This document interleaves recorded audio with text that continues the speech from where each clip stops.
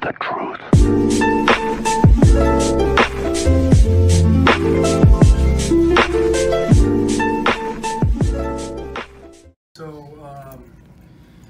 Fizz is part of Torero Nation, University of San Diego.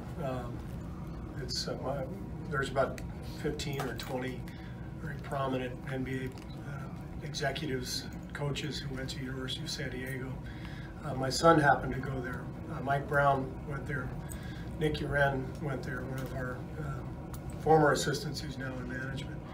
And I always give them all crap. I said, how do you guys have 20 executives and 0 players? I tell Mike Brown all the time, you're gonna help us beat the Cavs, and you guys couldn't beat Pepperdine. Like, really? You know?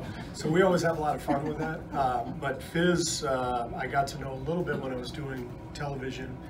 I just seemed to be doing Miami games all the time because of LeBron, and we got to know each other a little bit just from me being around the team, and I just loved both Fizz and Eric Spoelstra. I thought they were so good. I loved their approach to the job. I loved their intensity, their intelligence, but their humility at the same time. It's a really good combination. Understanding how hard something is, but having the confidence to try to tackle it. That's how I've always looked at Fizz. So I think after Memphis let him go, we stayed in touch, and he came out and visited. I know he visited a few other spots too, and I've always just really liked him. I think he's a great coach.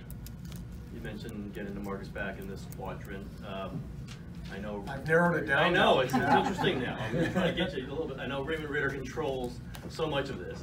Are you thinking it's going to be like a week countdown? I mean, when are you going to know, or are you just going to say, okay, today he's playing because it just looks like he's going to play? Yeah. All I can tell you is it's closer now, because the last week his scrimmaging looks much better. It seems to me like he's gotten through a barrier conditioning wise, and it's not easy for anybody coming off an Achilles injury, much less a center, a guy who carries a lot of Cousins would be back. It's been reported various places that will be specifically pointed towards the Clippers game in LA. Can you confirm that? Or is that what you're looking for to getting him back in? I think it'll happen around that time. It's not as simple as that's the game. It's somewhere in that neighborhood. Now that we're getting closer, and he's, like I told you guys yesterday, he's made some big strides the last week or two conditioning wise. So if that continues, and Rick tells us that he's ready to go, then it could be that game. Maybe it's the New Orleans game a couple of days earlier. Maybe it's the first game after that. That's definitely the range. Did you guys start formulating that timeline in the last couple of days, that it would be around then? Yeah. I would say the last 2 scrimmages that he's had, it's looked to us and it's felt to him that he has broken through a barrier, and we were waiting for that barrier. And so now that he's through that barrier, and assuming everything goes well the next week or 2, that's sort of the idea, to get him in sometime that week. Steve. To get him, it's exciting. I know our fan base is excited, NBA is excited. I can't wait to integrate him with our team. He has a whole new dimension, especially on the block. He's such a handful down there, and his ability to play make. So I'm excited to get DeMarcus back. He's been great in the rehab process. I can commend him for sticking with it. People don't realize how hard that is to do. To just come in every day, not seeing an endpoint, but just trying to work to get healthy. He's been so mature about it, and I can't wait to get out there with him on the floor. I've been blessed to play with him with Team USA. Seen up close person how good he is, and he can blow you to wins. Just seeing him progress over the last couple, since he's been here. He's been putting in a lot of work in his rehab, but I don't know what to expect out of his first game. Just happy that he's going to be out there. Kevin, what significance do you attach to the All-Stars being able to play in the low 30s tonight after having some longer minutes in recent games with the close ones? I mean, we're all young. We can handle it. things are on a good pace, and now DeMarcus seems to be maybe coming back as soon as the 18th or even sooner, Steve said. I mean, how encouraged are you at this point? A lot has happened in 41 games, good and bad, and our goal obviously is to continue to build momentum, collective mindset and purpose about what we do on a daily basis. And I think the last 2 weeks our record isn't as great as we want it to be, but I think we've taken strides in terms of achieving those mini goals, and it's obviously a nice morale boost with that on the horizon with DeMarcus coming back, but we understand that's going to be an adjustment for everybody, and hopefully it'll give us another type of challenge in terms of really being disciplined and diligent on how we form as a team with DeMarcus in the rotation and take us to new heights.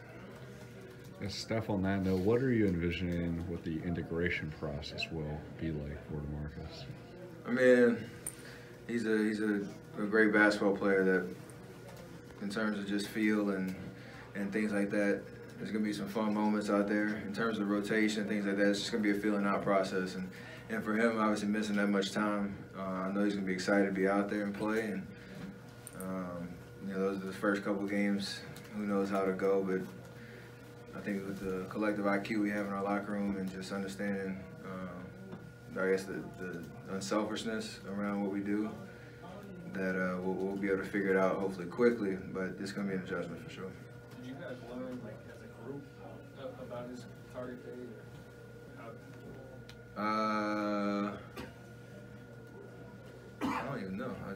We just knew he was coming. We had a conversation about it. It was a lot closer than previously thought, I guess, based on all the new noise around our locker room or whatever. But for him, we've seen great strides in what he's been able to do with our practices and pickup games that he's been playing. So knew it was close, obviously, an exact game. Good shots. A little bit of that. I had ball in my hands a little bit more at the top of the key, trying to make plays, but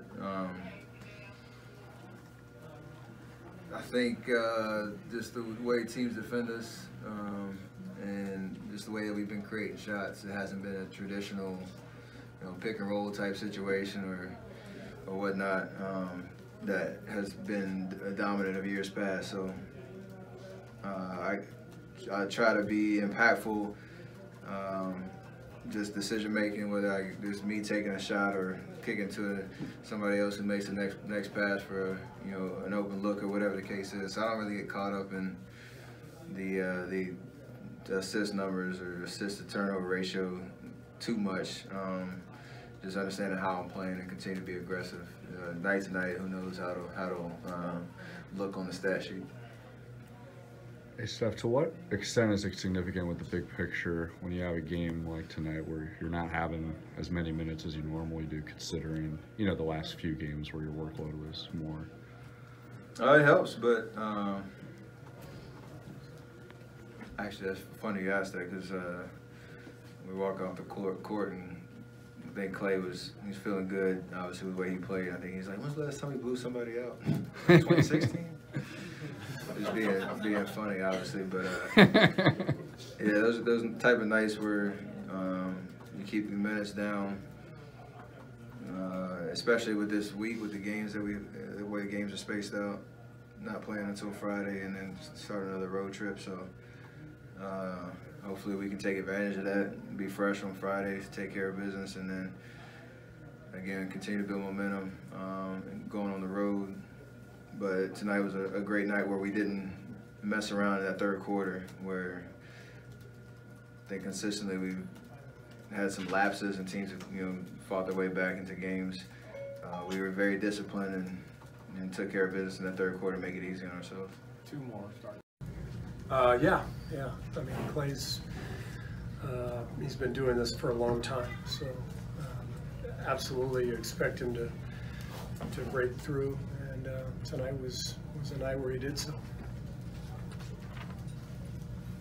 Steve, you've known for a while that this was coming and he was capable of exactly what he did. Do you think he's out of whatever slump he was in now that he's done it a few times in a row here? I just don't look at it that way, you know. We just, you know, like I didn't go in the locker room and say, great job, Clay.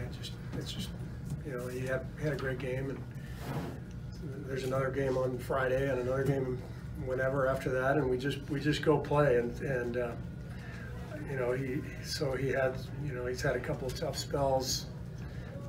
Over 82 games, this stuff usually averages out. We know who Clay is. He's done this for many years, so I just don't even think of it in those terms.